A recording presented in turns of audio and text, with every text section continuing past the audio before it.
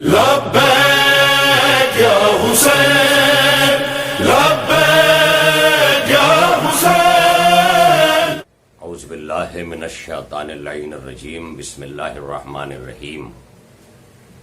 فضل اللہ المجاہدین علی القاعدین اجرا عظیما۔ محترم ناظرین، 4 جون امام راحیل آیت اللہ خمینی رضوان اللہ علیہ کی برسی کا دن ہے، اور اس موقع پر تمام عالم اسلام میں اور خصوصاً رہبر انقلاب اسلامی آیت اللہ سید علی خامنہئی مدث اللہ العالی کی خدمت میں ہم تعزیت و تسلیت پیش کرتے ہیں، اس عزم کے ساتھ کہ 20ویں صدی کے مجدد اور ریفارمر جیسا کہ عالم اسلام میں احادیث اور دیگر کتب میں موجود ہے کہ ہر صدی میں ایک مجدد پیدا ہوگا، شاید عالم اسلام کا یہ مجدد انقلاب اسلامی کا بانی بن کر پوری دنیا میں اسلامی اقدار کو سربلند کر گیا۔ جب سامراجیت، طاغوتیت، صہیونیت سر چڑھ کر بول رہی تھی، جزیرہ نمائے عرب ابھی تشکیل پا رہا تھا، ایسے میں عرب کی سرزمین پر صہیونیت اور یہودیت اپنے پنجے گاڑ کر فلسطینیوں کے حقوق اور کعبۃ قبلہ اول کے اوپر اپنی نگاہ بد ڈال کر اس کو غاصبانہ طور پر حاصل کرنے کے تگ و دو میں لگا ہوا تھا۔ ہر طرف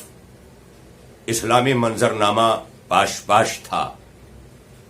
اسلامی اقدار اور اسلامی اہداف اس قدر پامال ہو چکے تھے کہ بنام اسلام جو حکمراں حکمرانی کر رہے تھے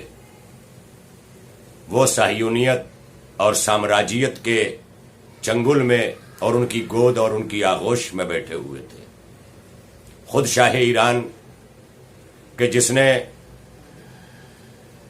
فلسطینیوں کے حقوق کو غصب کرنے والے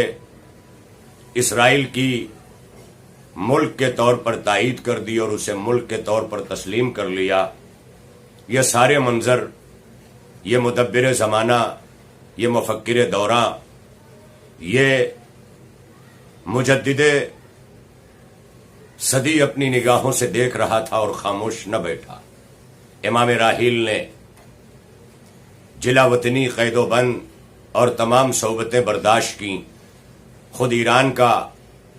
اپنے ملک کے اندر یہ عالم تھا کہ شاہ ایران امریکہ اور برٹش سامراجیت کا آلہ کار بن کر پورے ایران میں جس طرح سے اسلامی تصاویر اور اسلامی اقدار اور اسلامی قوانین کو پامال کر رہا تھا، علماء، ادبا، ان تمام لوگوں کو ذلیل و رسوا کیا جا رہا تھا، یہ کیفیت تھی کہ یہ گھروں سے نکلنا ان کے لیے محال تھا۔ فحاشی، موسیقی اور دیگر جو بھی خلاف اسلام عمل تھے وہ قانون بن کر نافذ تھے۔ ایسے ماحول میں آیت اللہ خمینی نے جو انقلاب اسلامی کا نعرہ بلند کیا اور اپنے مخلص علماء کو ساتھ لے کر جس انقلاب کو برپا کیا، وہ 20ویں صدی کا وہ انقلاب تھا جو صدر اسلام کے بعد اپنی تھمک کو اس طرح سے لے کر کے آیا کہ جس نے کربلائی اصلاحات کو دنیا کے سامنے واضح اور روشن کیا۔ آیت اللہ خمینی نے بار بار عزاداری سید الشہداء اور محرم کو اپنے انقلاب کا عظیم مرکز قرار دیتے ہوئے کہا کہ یہ انقلاب نہ ہوتا اگر یہ محرم نہ ہوتا، یہ انقلاب نہ ہوتا اگر یہ عاشورہ نہ ہوتا۔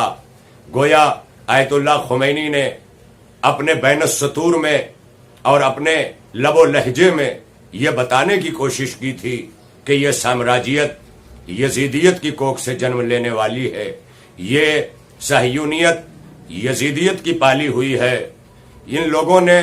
اپنے ذاتی مفاد کے لیے کبھی کسی قانون کا پاس نہ کیا جس طرح یزید کہ جس نے نہ رسالت کا پاس کیا نہ قرآن کا پاس و لحاظ رکھا، بلکہ اپنے اقتدار کو مضبوط کرنے کے لیے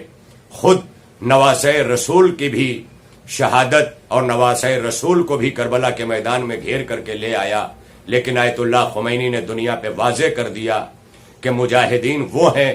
کہ جو اسلامی حقوق کے لیے، اسلامی اقدار کے لیے اور اسلامی قانون کے نفوذ کے لیے، لوگوں کا حق دلانے کے لیے، دبے اور کچلے لوگوں کو ابھارنے کے لیے، مستضعفین کو کی شفقت کے لیے، ان تمام چیزوں کے لیے اسلام آیا ہے. لہذا اسلامی قوانین کی بالادستی کے لیے سب سے پہلے آیت اللہ خمینی نے جلا وطنی کے بعد جب سرزمین ایران پر قدم رکھا اور شاہ کو بے دخل کر کے جب وہاں پر اسلامی مملکت کی تشکیل دی، تو اس دن سے لے کر کے آج تک مملکت اسلامیہ جس کا نام ایران ہے، جو جمہوریہ اسلامی ایران کے نام سے جانا جاتا ہے، اس نے تب سے آج تک پوری دنیا کے مستضعفین کی آواز بن کر اتحاد بین المسلمین کا مرکز بن کر کے ساری دنیا کے مسلمانوں کو جوڑا ہے. اور آج انہی کے نائب، انہی کے جانشین، انہی کے افکار کو آگے بڑھانے والے آیت اللہ رہبر انقلاب، رہبر معظم اسلامی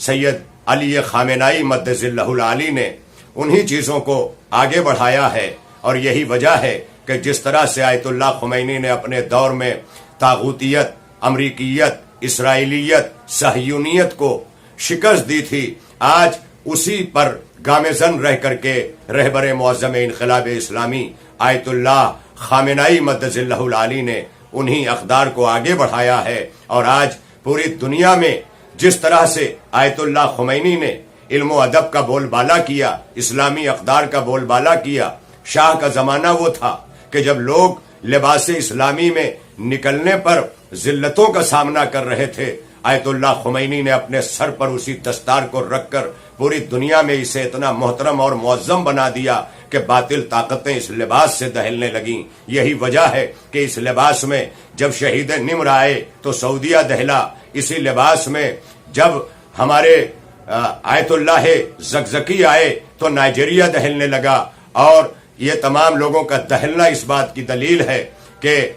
انقلاب اسلامی کے مقابلے میں دنیا نے اور خصوصاً سامراجیت نے اور اسرائیلیت نے جس چیز کو تشکیل دی وہ اسلام دشمن گروہ تھا، جو کبھی وہابیت کے روپ میں، کبھی تکفیریت کے روپ میں، کبھی داعش کے روپ میں بھیس بدل بدل کر اسلام کی تصویر کو مسخ کرتا رہا. اور دنیا اس کا سہارا لے کر کے اسلامو فوبیا کے نعرے بلند کرتی رہی. مگر ایران نے دنیا پہ یہ واضح کیا کہ صحیح اسلام اور صحیح قانون اسلام دہشت گردی نہیں ہے، بلکہ دہشت گردی کے مقابلے میں اٹھ کھڑے ہونا ہے. یہی وجہ ہے کہ ایران نے ہمیشہ دہشت گردی کو کچلا ہے، اور جو بھی بنام اسلام دہشت گردی کرنے آئے، ایران نے ان کے خلاف آواز بلند کی اور بلند کر کے بتایا اسلام وہ نہیں ہے کہ جو سرحدوں کو بڑھانے کے لیے دوسروں کا گلا کاٹے، بلکہ اپنی سرحد میں سمٹ کر کے ہر ملک کے مظلومین، ہر ملک کے مستضعفین کو ان کا حق دلایا جا سکے. سلام ہے ہمارا آیت اللہ خمینی کے تدبر پر، سلام ہے ہمارا اس ریفارمر پر، سلام ہے ہمارا اس مجدد پر کہ جو 20ویں صدی کا مجدد بن کر کے ابھرا اور جس کی آواز کو تمام عالم اسلام کے افراد نے تسلیم کیا. وہ بہت سارے لوگ ہیں، چاہے وہ جماعت اسلامی ہو، چاہے وہ علامہ مودودی ہوں، چاہے وہ دیگر نظریات کے لوگ ہوں، سوائے وہابیت کے کہ جس نے اس انقلاب کی بےخونی کا ہمیشہ بیڑا اٹھا رکھا. اور وہ وہابیت کہ جو امریکیت اور سامراجیت کے زیر سایہ پلتی رہی، جنہیں صرف امریکہ سے مدد مانگنے اور اپنی حکومت کی بقا کے لیے کام کرنا ہے کہ ہم شاہ بنے بیٹھے رہیں اور ہماری حکومت باقی رہے، اور اس حکومت کی بقا کے لیے چاہے عالم اسلام ظلم کا شکار ہو، چاہے عالم اسلام اور مسلمان کہیں کچلے جائیں یا دبائے جائیں، اس کی کوئی پرواہ نہیں ہے. یہی وجہ ہے کہ دنیا کے گوشے میں جہاں کہیں بھی ظلم ہوتا ہے، آج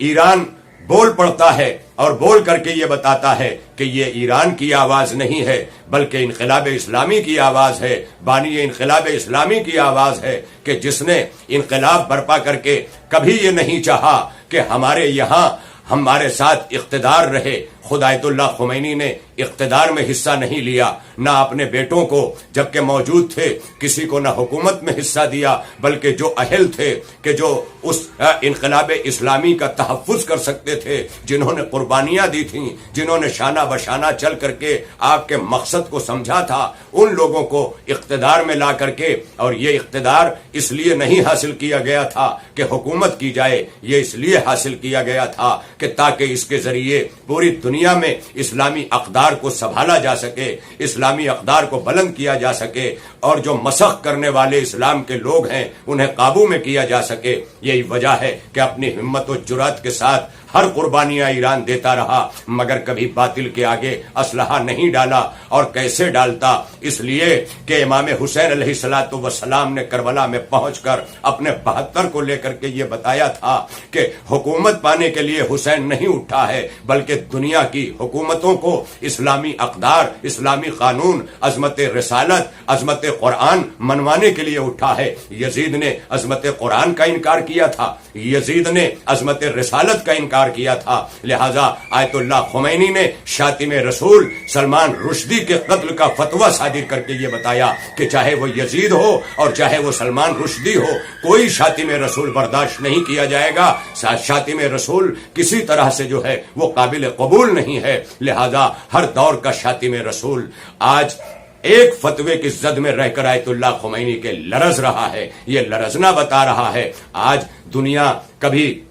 بہائیت اور کبھی قادیانیت کی زد پر عظمت رسالت کا دفاع کرنے میں لگی ہوئی ہے، لیکن آیت اللہ خمینی نے اس انقلاب کے ذریعے یہ بتا دیا تھا کہ عظمت رسالت اور شان رسالت میں گستاخی کرنے والے شاطم رسول، چاہے وہ سلمان رشدی ہوں، چاہے وہ تکفیریت ہو، چاہے وہ بہائیت ہو، چاہے وہ قادیانیت ہو، یہ سب کے سب مسلمان نہیں ہو سکتے، اس لیے کہ آیت اللہ خمینی کے زمانے سے لے کر 1979 سے لے کر کے آج تک امریکہ کی چودھراہٹ سے ایران اپنی اقتصادیات سے جوجھ رہا ہے، دنیا بھر کی پابندیاں ہیں، سوشل بائیکاٹ کر دیا گیا ہے، اس کے باوجود بھی اپنے عزائم کے ساتھ اس کا باقی رہنا یہ بتاتا ہے کہ یہ کوئی طاقت ہے کہ جو ان کے اندر کوٹ کوٹ کر کے بھر دی گئی ہے، جو دنیا کی لالچ میں اور حب دنیا میں نہ آ کر کے اسلام کی بقا، اسلام کے قانون اور اسلام کی بالادستی کے لیے لڑ رہے ہیں، اور اس طرح لڑ رہے ہیں کہ آپ لوگوں ایران کے پاس نہ جدید ٹیکنالوجی تھی، نہ ایران کے پاس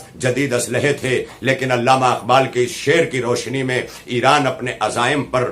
جو ہے وہ باقی تھا کہ قاتل ہے تو شمشیر پہ رکھتا ہے بھروسہ، کافر ہے تو شمشیر پہ رکھتا ہے بھروسہ، مومن ہے تو بے تیغ بھی لڑتا ہے سپاہی۔ اور ظاہر ہے کہ اپنے ایمان کے ساتھ بے تیغ ایران نے لڑ کر کے پوری دنیا میں، چاہے وہ داعش سے شام کی حفاظت ہو، بی بی زینب کے روضے کی حفاظت ہو، چاہے وہ